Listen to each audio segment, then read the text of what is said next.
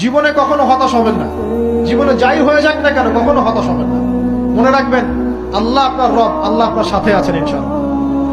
এই সমাজ আপনাকে যেভাবে শেখায়, কিভাবে শেখায়, এই যে স্কুল, কলেজ, ইউনিভার্সিটি, চাকরি, বিয়ে, সন্তান প্রতিপালন, আর তারপর ইন্না লিল্লাহি ওয়া ইন্না ইলাইহি রাজিউন, এই তো শেখায় নাকি? সবসময় মনে রাখবেন যে আল্লাহ রাব্বুল আলামিনের পরিকল্পনাই আপনার উপরে সবচেয়ে বেশি অগ্রাধিকার যোগ্য, সমাজের পরিকল্পনা নয়।